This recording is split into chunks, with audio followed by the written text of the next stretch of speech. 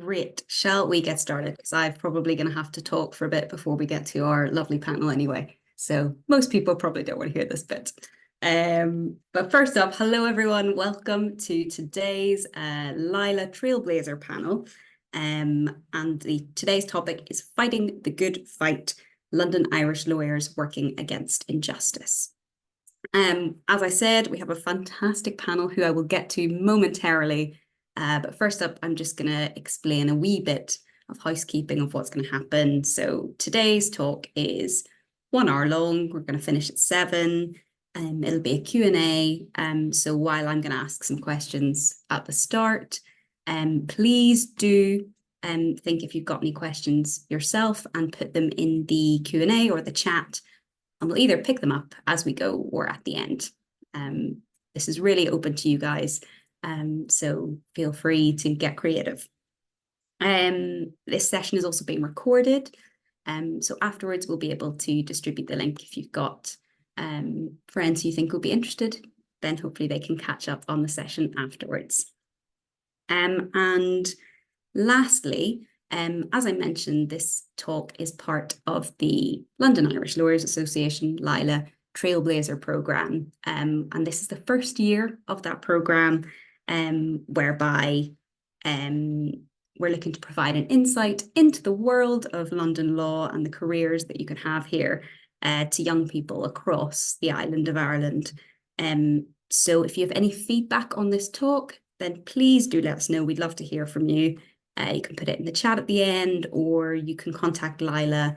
Their email address is on the LILA website, or I think we're on LinkedIn and maybe even Twitter, because we're very advanced like that. So that's enough of housekeeping. Let's get on to the good stuff. My name's Eavan. I'm from Belfast. And these days I work as a solicitor in-house at Paramount Pictures. And I've been working on the Trailblazer programme alongside a fantastic team of London Irish lawyers. I'm going to stop there because I know I've already used about 3 sort of legal jargon type words, and I know our audience today is a bit of a mix of LILA members, university students, and sixth form and transition year pupils. So I'll try and keep doing that as we go, but I'll do a very quick jargon explainer for some of those key terms now, just so we get it out of the way. So solicitor, I suppose, is a good one to start off with. It's one of 2 types of lawyer that we have in the UK and also in Ireland. And the other type is barristers.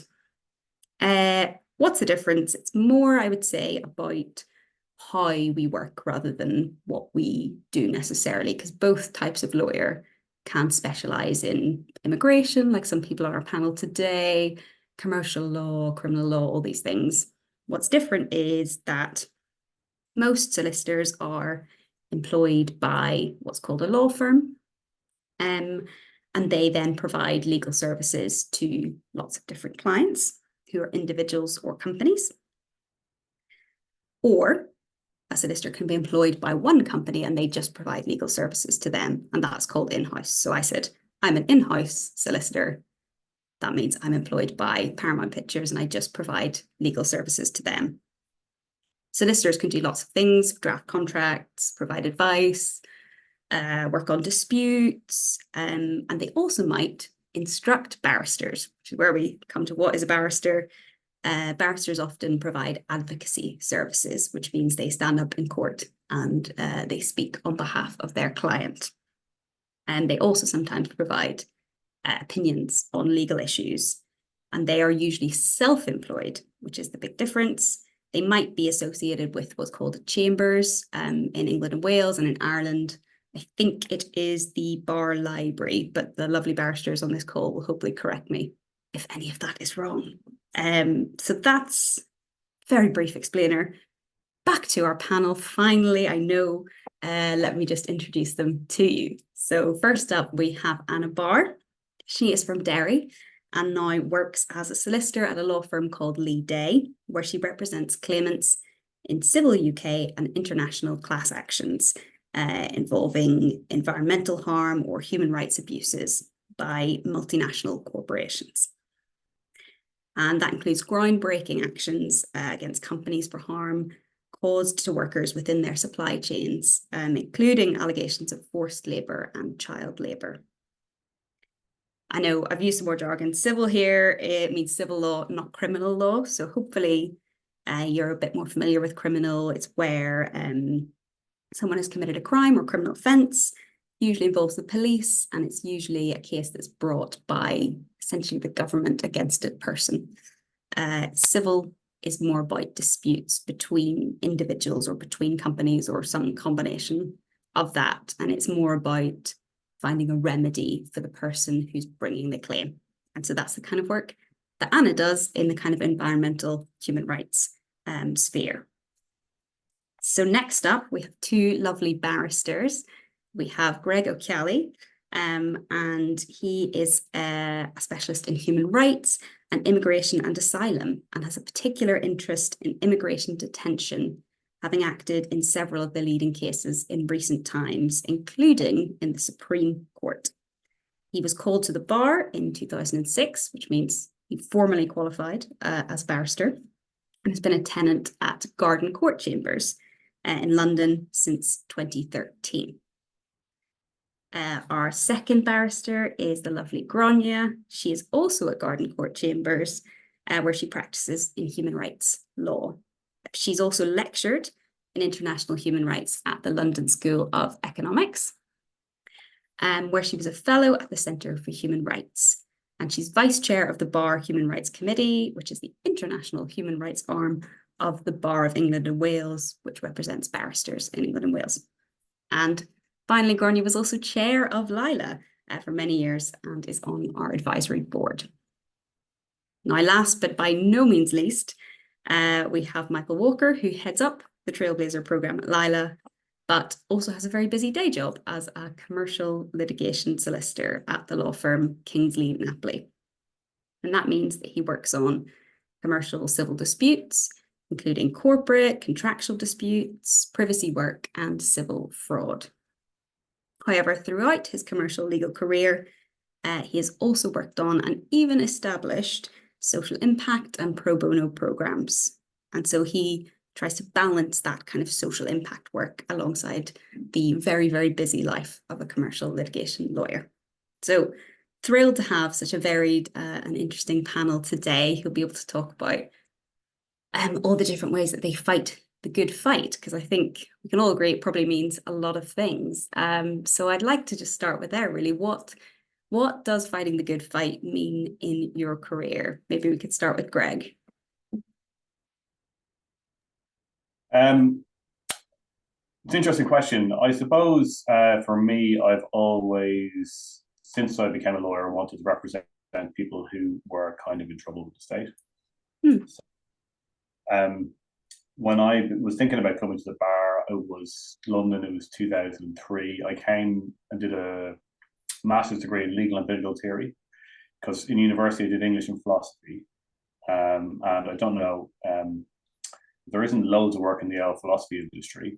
So kind of when I got to 2003, I was kind of thinking about what I wanted to do. I'd been to university in Dublin and already lived in Dublin. So I wanted to go somewhere else to do a master's. And a friend of mine, legal and political theory in UCL, and I decided to go there and do a bit of law, kind of different the whole law thing, have to think about it. And when I was over there, I'm very interested in football. I always have been. So I used to listen to Five Live a lot. And around that time, there was just a lot going on. It was around the time of the Iraq War. And there were just these really interesting cases going through the UK courts about the legality of that, about indefinite detention of terrorist suspects. And just as an Irish person, I was very kind of resonant with what I had, grew up listening to on the radio and watching on TV. And I started thinking about getting involved in law. And I started, in order to represent, I suppose, individuals who were facing the might of the state and didn't have that or anything like that to protect them from it.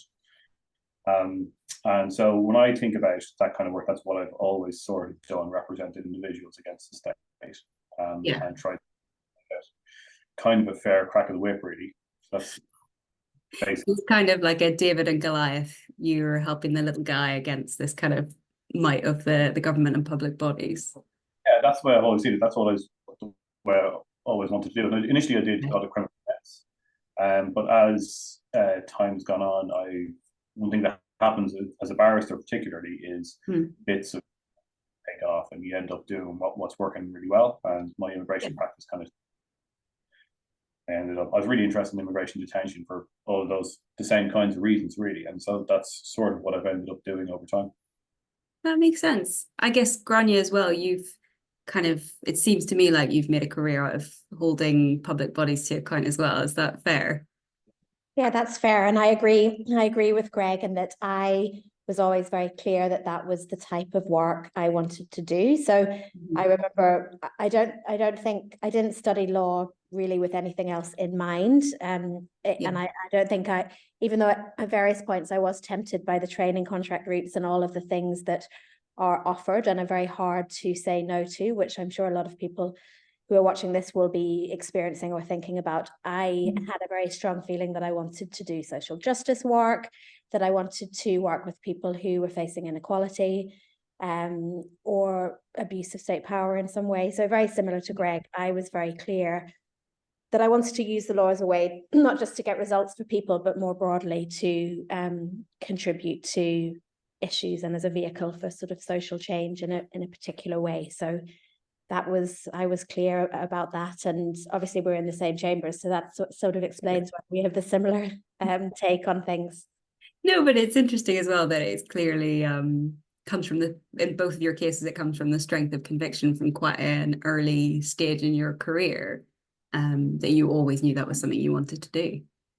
Yes, but it is hard, and I think a lot of people have that push or that pull or desire, but I do feel for young people making those choices because it is slightly still the road less traveled, even though there's a lot of support in place. And I think it can be quite hard to make that decision and go down that road and stay going down it. So I think that's why it's important that if you are doing that work, that you speak out to show others that it is possible, that it's achievable, and that when you get going, it's also really enjoyable.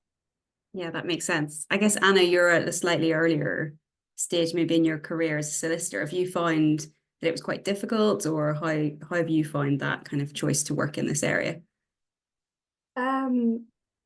I think that there were some difficulties, definitely, but I think when you do have that passion and that desire to work in this area, the opportunities do tend to present themselves to you.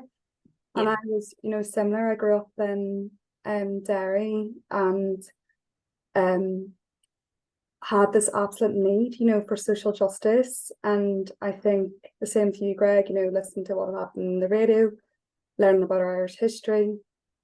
I really thought it was important to work in a place that would hold those that, had abused power to account.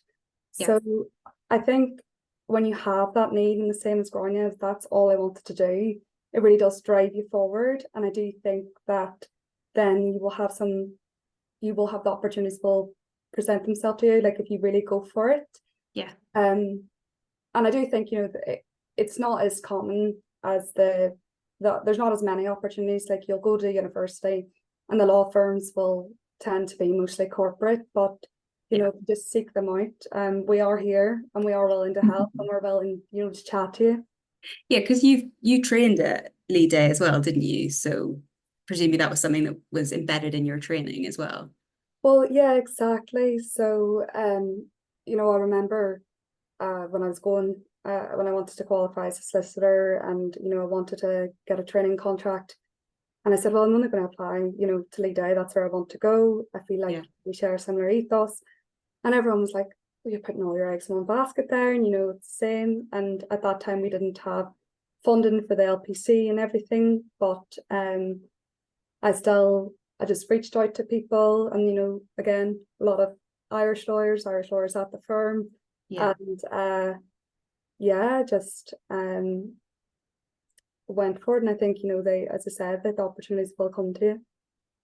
Yeah, and is that the kind of advice you'd give to people who are, you know, maybe studying law now or thinking of studying law, that reaching out to people is a good way to do it, looking for firms that share your values?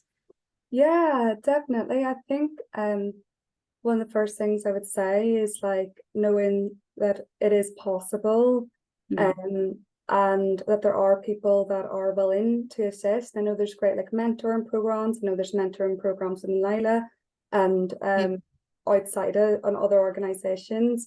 So I think it's really good to speak to people a bit further down in their career who can advise you in certain areas.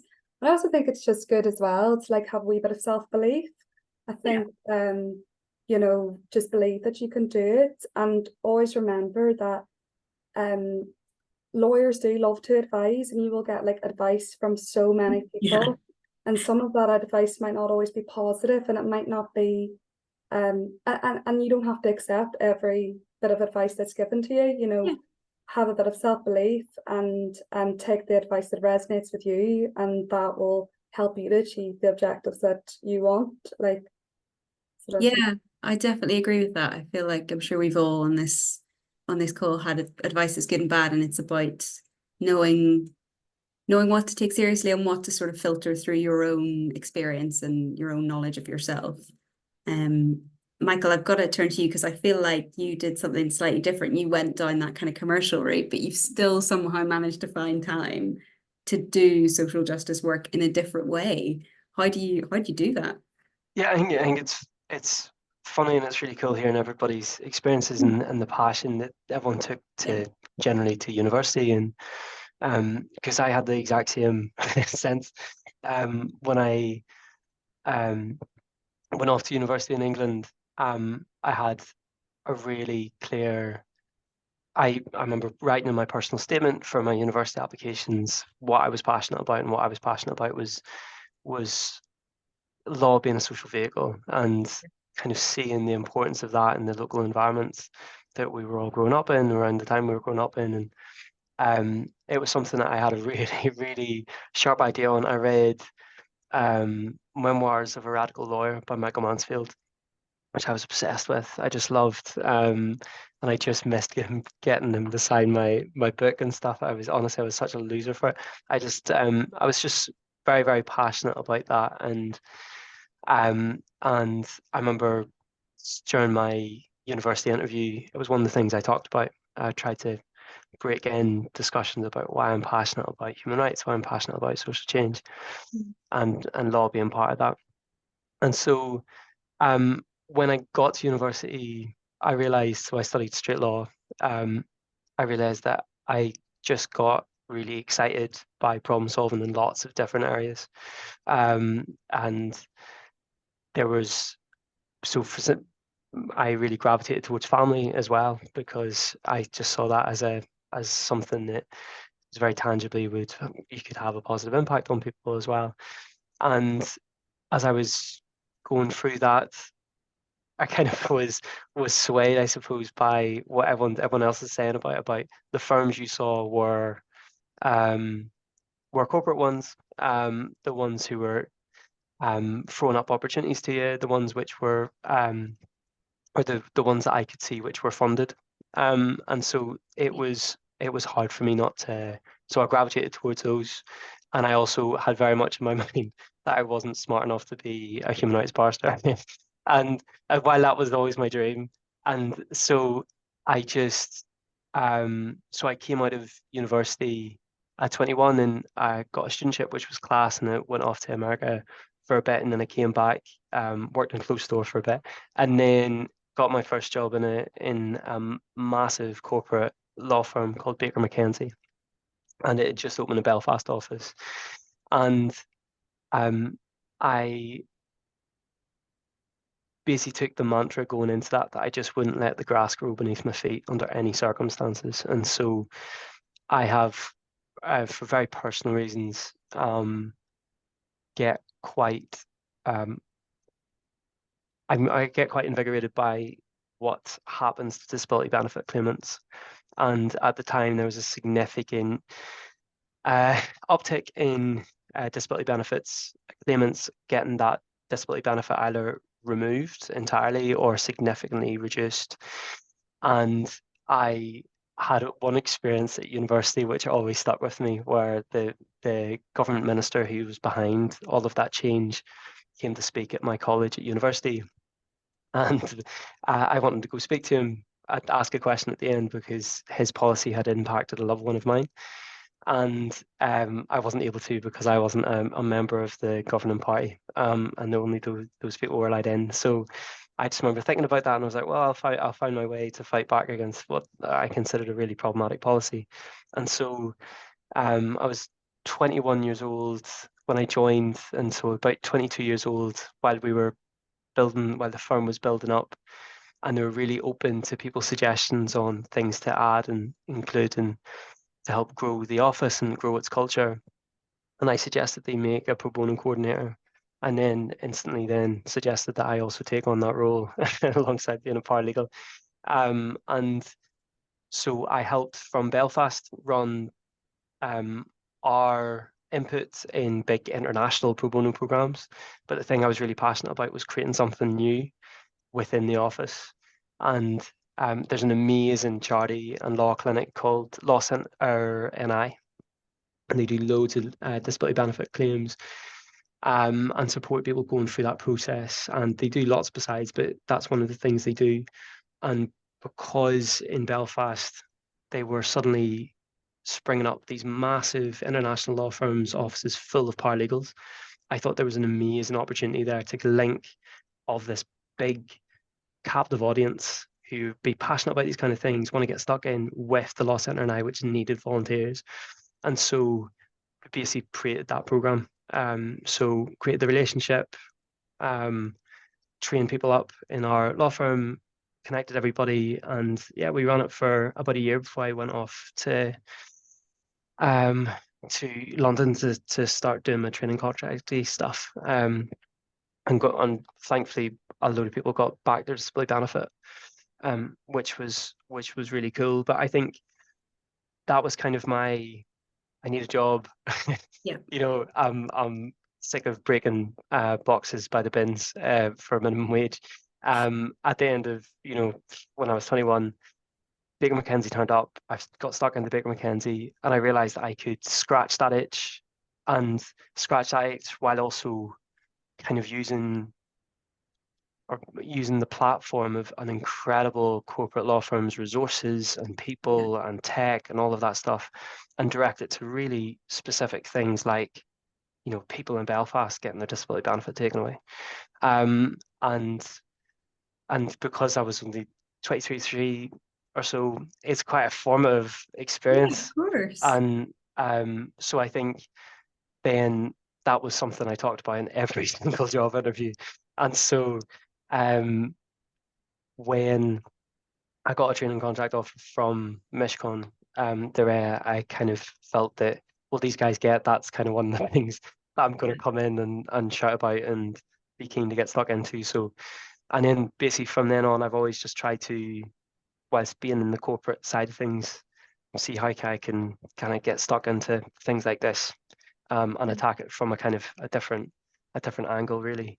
And how do you balance that though? Because certainly training as a corporate lawyer is very intense. You can be very busy, and then working as an associate is a very busy career, right? And so carving out, do you find it's hard to carve out that time, or to ask other people to find the time?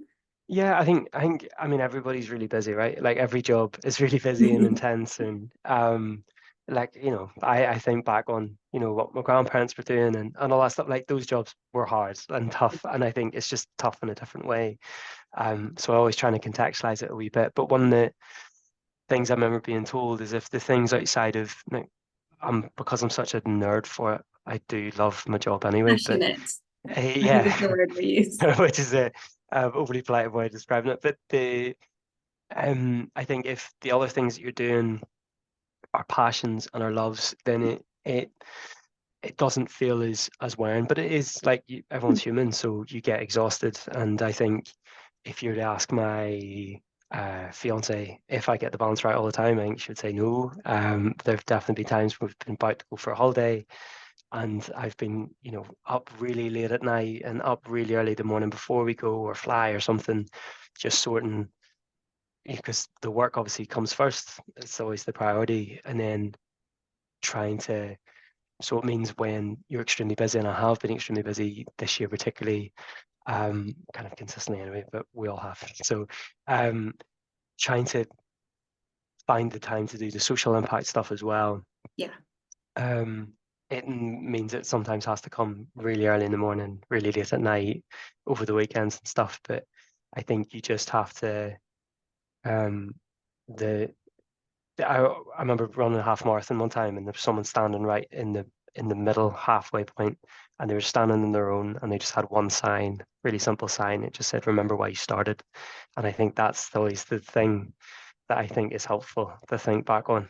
But it's easier said than done. Sometimes I just want to sit and watch Brooklyn Nine-Nine.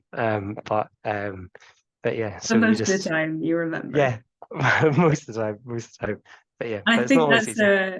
That was a really lovely story about the disability benefits kind of work you did. I wonder if the rest of the panel have something that you worked on that either was a real highlight of your career or that really kind of felt like the cornerstone of what you do now. I don't know if we start with maybe Gráinne.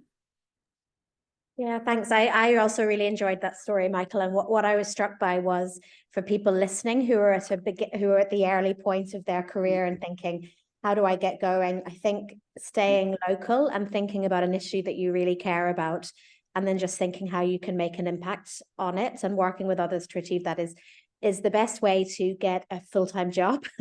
And it's also the best way to learn about law, learn about how to make a difference, and then it can be applied in so many different contexts as you've shown. So I think it's a really brilliant example, which hopefully people listening can think about applying in their own life. And even maybe perhaps if we've got some students who are based in Northern Ireland, might be interested in looking up Access NI and thinking how they could get involved with that existing work, perhaps. I think because a lot of students or young people don't feel that, or don't always feel that they can take that power for themselves, that they can show that leadership, that they can actually put something together like that, but actually they really can. And it's the sort of leadership that we're crying out for everywhere. And so I think using that or thinking through that is a really good thing for people to do if they're wanting to get started, and for all of us at every stage in our career, thinking about that.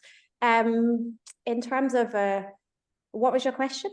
No, it's okay. I was wondering if there was a similar project or case you worked on that you always hark back to as either a real highlight or something when you're struggling for motivation, you remember that and you think that's why I do it.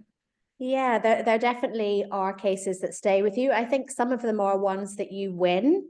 And also some of them are ones that you lose, because one thing I should say about doing human rights or social justice work is that you will lose. You're often fighting an uphill battle, and sometimes you get a partial win, or sometimes you have a different sort of strategic aim, but it's definitely not all glamour and it's definitely not all success. So I do think about the people that I've won and lost for. I think about the clients a lot. They are what keep me going if I can remember what they often have been through, which is really remarkable, particularly in immigration, as Greg will talk about, particularly in immigration detention. There are people who come through just the most huge amount of obstacles, and I find that really inspiring. One case that I'm working on at the minute, which I'm really enjoying, is the case of Sean Binder, who is an Irish guy, actually, who is being prosecuted in Greece for his work as a volunteer rescuing migrants and asylum seekers at sea. He was volunteering for a charity, and he's been arrested and prosecuted with the most serious criminal convictions in Greece. So he's facing 25 years in prison. He's already was detained for over 100 days. And it's the sort of case that keeps you going because, first of all, of him, the impact that it's had on him, but also that the wider issues of a prosecution of this nature in the European Union, with all the consequences that it has for search and rescue work and for sort of basic humanitarian principles. So that's an example of a case where just the subject matter and what's at stake will really keep you motivated, as well as the client. The clients are nearly always amazing, and I think Michael touched on that when he spoke about what motivated him with disability work. It's a complete privilege to work with a lot of the clients that we do, and it's one thing I'd say is probably the most enjoyable part of the job. Yeah, that makes sense. I guess, Greg, do you have a similar feeling that the clients you work with really kind of keep you going? Yeah, I think that's right. Obviously, the clients make a big difference. I mean, a lot of the time I don't get to meet the clients. Yeah. Review that kind of stuff, but sometimes you do. I was thinking when you were talking to Gráinne there about a case that I think I would see as a kind of touchstone. And one occurred to me. It's called the case Asan. It's a guy, but basically it's got a LILA connection actually. There was this big issue in the immigration of people who've been accused of cheating an English language test about 10 years ago. And the Home Office fought tooth and nail to stop anyone ever being able to challenge those decisions. And initially, the courts were quite resistant as well. And I was asked to do one by a guy called Liam, who's a LILA stalwart. I didn't really have time, but he asked me at the kind of optimum time to ask me to do stuff, which is, LILA Christmas party at 2:30 a.m.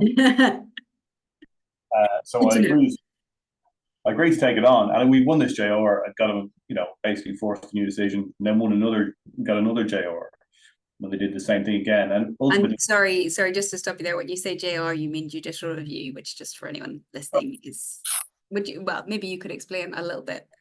It's where the courts will quash a decision by the state. They had made this decision. I found a technicality in it, but then they made a new decision, and we kind of challenged it square on, saying he was entitled to a right of appeal. And then 18 months, but we got him a right of appeal. They said our evidence was so strong he shouldn't even get his day in court. And eventually, after 2 years, we got him his day in court. And that was the precedent that got the other 40,000 people who'd been accused of the same thing their day in court as well. Wow. And when we finally got into the court, it took less than 15 minutes. The judge just said this allegation is ridiculous. The reason it was so compelling for me was because he was accused of cheating his English language test. And when I went to meet him, I was late, a bit late. Liam was a bit late. And I was in the office chatting with this paralegal about the case, who a guy really knew it inside out for about 20 minutes, until I discovered that the paralegal was in fact the client, who was completely fluent. The idea that he paid someone to kind of get this really basic level of English was the stupidest thing I'd ever heard. Actually, we did win it, and he's now a British citizen. I see him occasionally when I go to Birmingham, but I do a lot of those English language fraud cases, and I didn't. It became an accidental specialty. The only reason was because of Liam asking me to do it when I had a few too many drinks on board and taking it on when I didn't really have time for it. But also, it was a thing that made life better for people, and made life better for Mr. Asan as well. And I guess it goes to the wider principle of people should have access to justice. He should have had the right to appeal that, even if, whatever you think of the decision beforehand, he should always been able to appeal it. And I think that's an issue that comes up maybe more and more. We hear about it a lot today in kind of immigration space and in judicial review kind of proceedings quite a lot. One of the things when I mentioned to a friend I was doing this panel, she said you have to ask about the Good Law Project and the questions around standing. So for her, here I am asking you about it, just to explain a wee bit for everyone in the audience.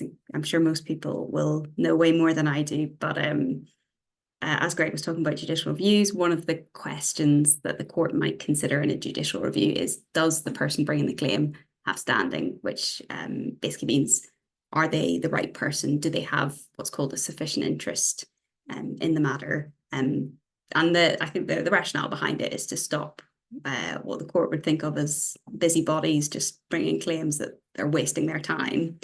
But the reason it's very important is that sometimes an individual is not in a position to bring a kind of case on their own, and so you might have a group that represents people that would bring that case. And one of those groups that's been doing it recently is called the Good Law Project, and they don't represent like a defined group. They're not representing like teachers or people with disabilities. They're just representing people, and they tend to bring cases that they think there's a wider public interest in. And so there have been a couple of cases, I think, where the court said, does this group have standing? And I'm interested in the people on this panel who've worked on judicial reviews. What do you think? Do you think groups like that should have standing? Do you think it's a problem if we were to change the test and narrow it? What are your views? Well, from my point of view, it's not really a thing I deal with very much, because generally speaking, my clients are facing removal to Somalia and a reasonably solid basis. Yes. But we do sometimes I do sometimes do work on test cases, and we do often bring in charities, for example. Sometimes work on behalf of charities. There's been a lot of kind of efforts to chill the activities of charities over the last few years. The rules about cost capping orders and the rules about interventions, and not just the rules about interventions, but the way the High Courts enforce the rules about interventions, has all designed to stop or limit the amount of, I suppose, what some people would call crusading lawyers bothering the High Court. Yes. And, you know, I do think that there do need to be laws on standing. I think there is a problem if you have anybody being able to just bring a case whenever they feel like it.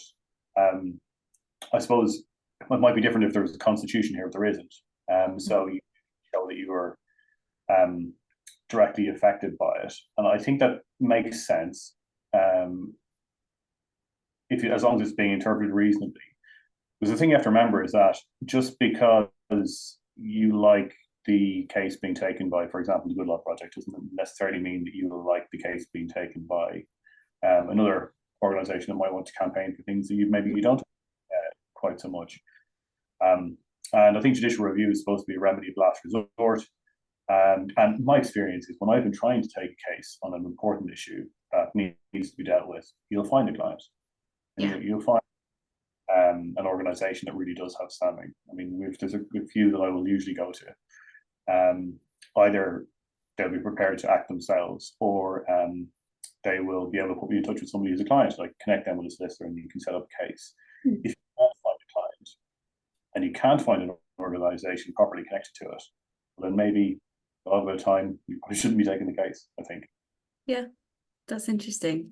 And it's interesting as well, because it sounds like you work a lot with, I don't want to say ordinary people, but I guess, you know, ordinary people, individuals. And I think really what we're talking about when we talk about that is, do ordinary people have access to justice? And is that getting harder, or is it getting easier? Gráinne, in your career, what do you think? How have you seen that change? I think it's getting harder to get access to justice, even in the time that I've been practicing. So obviously there is legal aid, which can be available and is good if you can get it. It's harder to get. It's more restrictive. There are more sort of obstacles even when you do get it. And even if you qualify for it, finding somebody to take on your case is really hard. There's fewer solicitors, there's high burnout for people working in this field, you know, the sort of civil liberties, human rights field. So I think it is a problem. There are good pro bono organizations, but it takes a lot of wherewithal and perseverance often to find representation, and a lot of clients, particularly depending on what they've been through or the issues in their case, struggle with actually doing that. So I think there are issues with access to justice. I think it is probably getting worse, although maybe that's taking the window of the last 10 years as opposed to the last 50, when I'm sure it probably has improved. But I think it's something we have to be very vigilant about in terms of going forwards and not backwards. And I think one of the concerns that we've had with human rights generally in the last 10 years is that there have been real challenges to the legitimacy of it on an ongoing basis. And I think that, along with access to justice, we need to be really vigilant that we are at least maintaining, if not improving. Yeah, and how, not to put you on the spot, but how do you think we could improve? Are there things you think that need to happen to really make sure we do that? Yeah, I mean, I think there's all sorts of things. I think access to legal aid is a big one. Yeah. I think rates of legal aid so that people will actually do the work is a big one. I think the rules in courts in terms of application fees, how cases are heard. In judicial review cases, for example, you don't get funding if you don't get permission. Things like that can be really challenging in terms of actually bringing strong claims. So there are some of the things that I would look at. I agree with Greg that the standing case in the GLP case didn't trouble me hugely. I mean, we'll have to see how it is interpreted in other cases. But as Greg says, if you have a direct interest or you're in human rights terms, if you pass the victim test, usually you are able to bring a claim, or many organizations also succeed in bringing a claim. So standing, it wouldn't be for me the biggest issue, but certainly there are many. Yeah. And I know in your work, you tend to be focusing more on, you know, holding those kind of big companies to account. Do you find, what are the challenges in doing that? Do you think, is it difficult for individuals? Yeah, massively. A lot of our work does centre on trying to increase access to justice, you know, the most vulnerable and marginalised people really globally. And I think a big part of our work is trying to develop the law so that we can increase access to justice. And I think Lee Day and all of the barristers that we work with have been quite good at that. Yeah. So I think so for example, you know, we've developed the law so that we can help hold parent companies in this jurisdiction to account for the actions of their subsidiaries in foreign jurisdictions that have caused harm to individuals. So like we work in, you know, different parts of Africa, Southeast Asia, and one of the cases I think that's been really big and you know, really important, and just to touch on the question you asked earlier about those cases that stick with us, and it also talks about access to justice, is we are currently, you know, going against big tobacco companies for sourcing tobacco from these, you know, plantations in Malawi that are allegedly subjecting both adults to forced labour and then children to child labour. And that's come about from us using the law, you know, to develop that and to be able to attempt to try and give those individuals access to justice. And I think, so one of the biggest challenges in this type of work does tend to be funding, and the defendants just being, you know, really sophisticated and well resourced, and it would be very difficult for an individual to be able to take on a multinational by themselves. So I think that's why the class actions work quite well in order to increase access to justice for people from all over the world, and also all of our many fights on jurisdiction. But sure, it's probably would be another would need a full webinar for that. And I wonder if one of the other issues, because you talked about subsidiaries of companies, but I'm sure there's a lot of outsourcing as well, and therefore that can be a bit of a struggle when a company says, well, it's not us, it's our supplier, nothing to see here. Yeah, well, yeah, exactly. I think that's a really good question, because I think what we've seen is that corporations will have really complicated supply chains in order to create a distance between, you know, the company on one end and then the workers at the very bottom of the supply chain.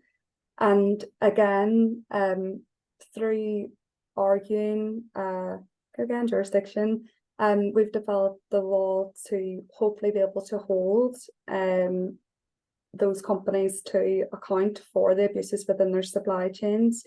So yeah, that's I think a lot of the law that I work in is normally developed in, you know, interim hearings. So just for anybody listening, when I first thought about how you would develop the law, I thought about like these big trials, and you know, that was and years of fighting. But actually, what I've seen is like even small hearings in between can have massive impacts on the law. So yeah, I think we have to take from the very get-go, we're taking everything absolutely seriously. Yeah, and that must be quite satisfying as a more junior lawyer, because you might have a more prominent role in those sort of smaller hearings in the preparation for that, and to be able to see your work actually paying off as you go must be really rewarding. Yeah, definitely. I think I'm really lucky to be part of a team in a firm that will give us good responsibility and, you know, autonomy in our work. And I think there are a lot of there is a lot of opportunities like that out there.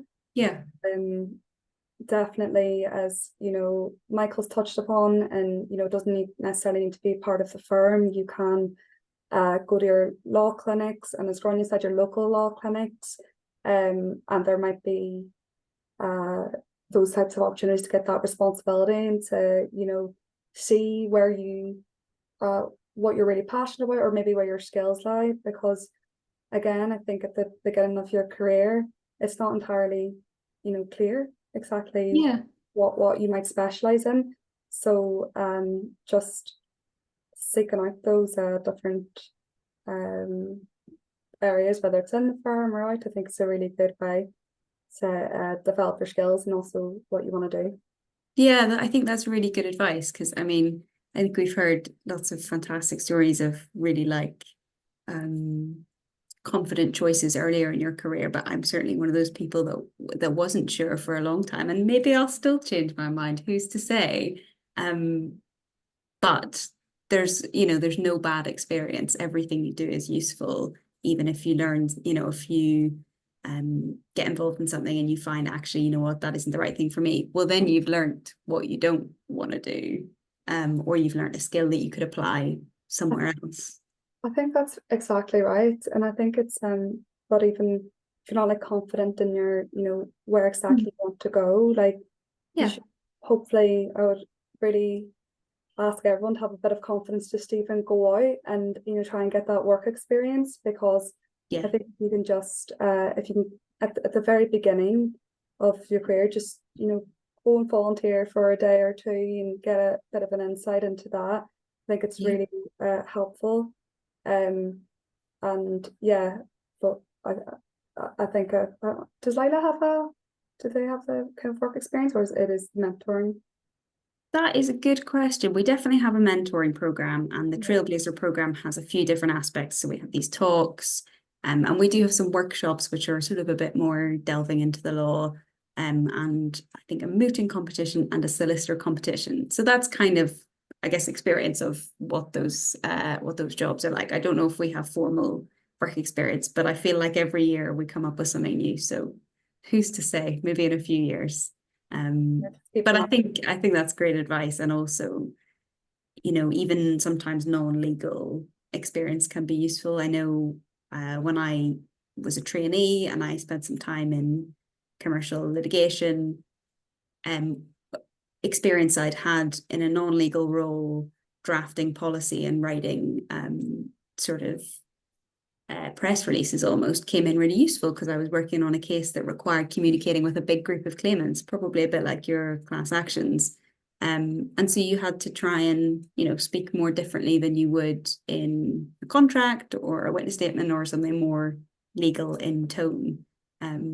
So I was then really grateful that I had that experience to draw on. So I think, you know, even volunteering at a charity that isn't necessarily a pro bono clinic, or the Citizens Advice Bureau, I know is one that people often do and find really useful, because you get that kind of client management experience, you get to learn how to problem solve, all those good things. And I've sort of wanted to ask Michael as well, because, you know, we've talked, I feel like everyone's sort of overlapping, talking about all these useful things, and with pro bono, you've done so much work, and I wonder if you think like that is something that is a bit like the sort of access to justice question. Do you think, is that something that is improving in terms of more clinics being available, or do you think is that something that's just sort of like a sticking plaster on a bigger problem? I think I remember a few years ago there was a really interesting discussion really about whether or not. So basically, Mm. there were legal aid cuts introduced in the UK Mhm. for a big piece of legislation back in 2012 or so, and that had a huge impact on access to justice. And I think what's actually really, really important for those of us who are on the corporate side of law Yeah. is that we in our firms help step into that breach, because a Yeah. massive breach has been created. And there's always an argument about whether or not if we step in and fill that breach, if people on the corporate side of law step in and try and help fill that breach, is that going to allow the government to kind of get away with devastating cuts when it actually should be the government's role? But the reality is, a stick and plaster, even if it helps stem some of the bleeding, is still worth it. Yeah. The reality is, it's you can't just sit back and allow more and more casualties of those cuts just to be created in the hope that the government or a government would eventually take notice. So I think it's more important than ever for corporate law firms to get stuck in, but it's also really important for corporate law firms to get stuck in to this kind of stuff from a retention point of view. There are so many really important commercial reasons why law firms should be getting stuck into this kind of work. And I think one of my big pieces of advice, if there is something that, if you're in a law firm and you think there is a gap and you kind of want to do a bit of social entrepreneurship, one of the key things you're going to have to do is you're going to have to explain to your law firm in commercial terms why it's really important for the law firm to do this pro bono work. And that's something that you have to get really, really used to.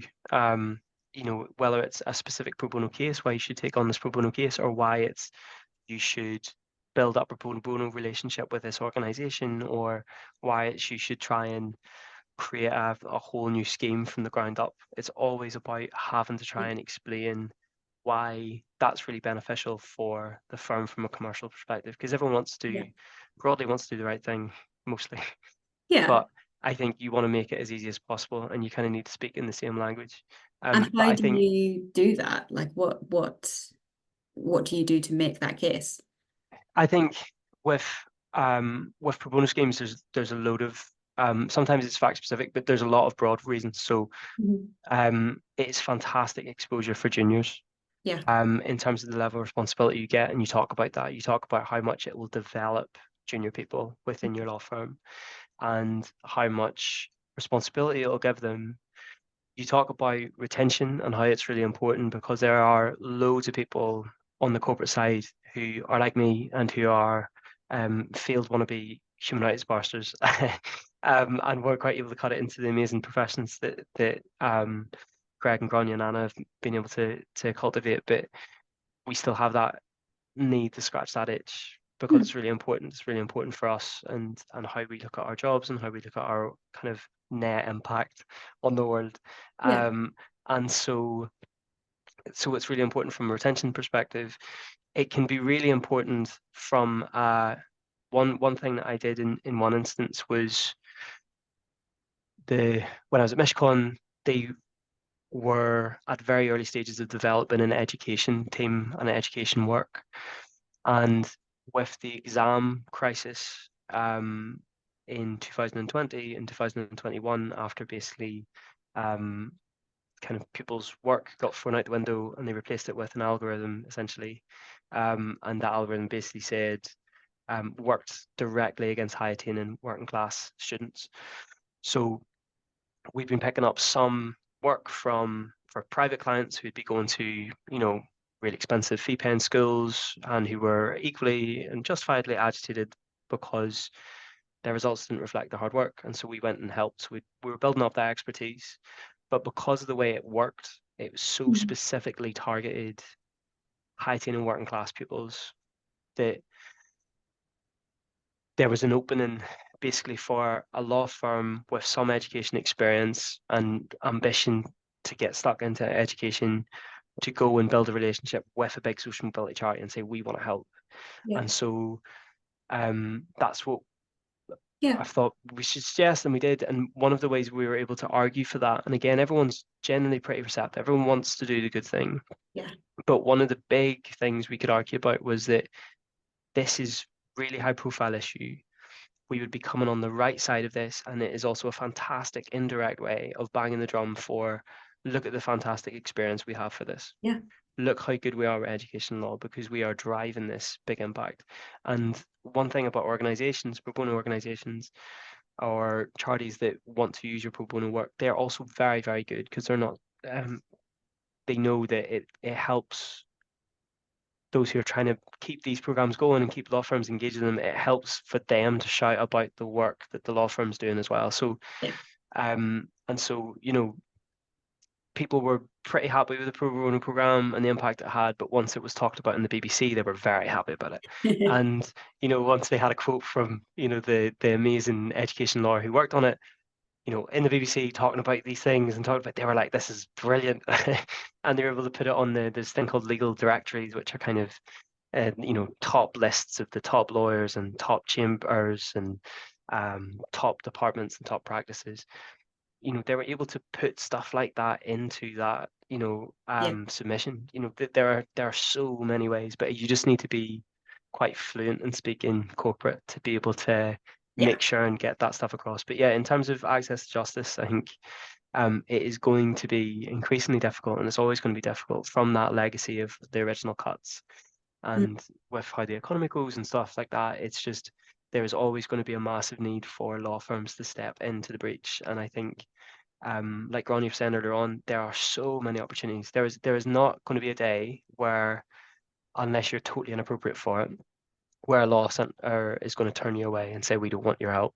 There is always somebody who can need help and need assistance, and law firms will, and law centres will train you up and will direct you into how to help. So if you want to help, there are a million ways to do it. And so, like Gráinne was saying earlier on, like, regardless of your age, your background, what you're up to at the minute, if you think you've got time, like, there is a space for you to make ripples and make people's lives a wee bit better. So I mean, what a brilliant rallying cry to end the talk on. I'm going to give 2 minutes just to see if anyone has any questions. So please do pop up in the chat or the Q&A. But I thought that was, fantastic. Shout out to everyone listening today. If you've got time, then there's a job for you, basically. And as Michael says, it's totally complementary. If or if you're currently practicing commercial, or you think that's what you want to practice, it's still very complementary to that. And all the skills that it allows you to develop are fantastic. I think we have no questions. So on that note, I just want to say a huge thank you to our fantastic panel for all their great insights today.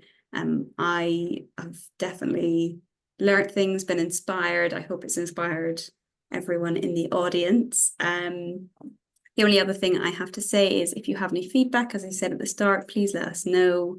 Thank you all for joining and listening to us today. We really appreciate it. All the best. Thanks very much. Everyone. Bye. Bye. Bye.